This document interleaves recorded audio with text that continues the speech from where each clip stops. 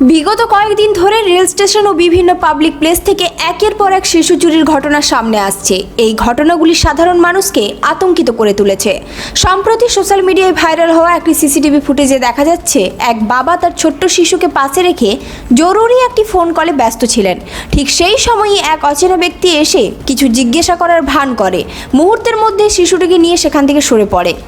ঘটনাটি এতটাই দ্রুত ঘটে যে কিছু বুঝে ওঠার আগেই অপরাধী পালিয়ে যায়। সূত্রের খবর অনুযায়ী পশ্চিমবঙ্গ, বিহার সহ একাধিক রাজ্যে ইতিমধ্যে এই ধরনের শিশু চুরির অভিযোগে একাধিক মামলা দায়ের হয়েছে। তাই সবাইকে সতর্ক থাকার জন্য অনুরোধ করা হচ্ছে। রেল স্টেশন, বাস স্ট্যান্ড, বাজার বা যে কোনো ভিড় জায়গায় নিজেদের শিশুদের এক মুহূর্তের জন্যও একা রেখে যাবেন না। অপরিচিত কারোর সাথে শিশুদের কথা বলতে বা কোথাও যেতে দেবেন না। সন্দেহজনক কিছু দেখলে অবিলম্বে নিকটবর্তী পুলিশ বা রেলওয়ে কর্তৃপক্ষকে জানাবেন। নিজে সচেতন থাকুন, অন্যকেও সচেতন করুন, কারণ একটু অসতর্কতা বড় বিপদের কারণ হতে পারে। ভয়েস অফ বাঁকুড়া নিউজ, মানুষের নিরাপত্তার স্বার্থে এই গুরুত্বপূর্ণ বার্তা।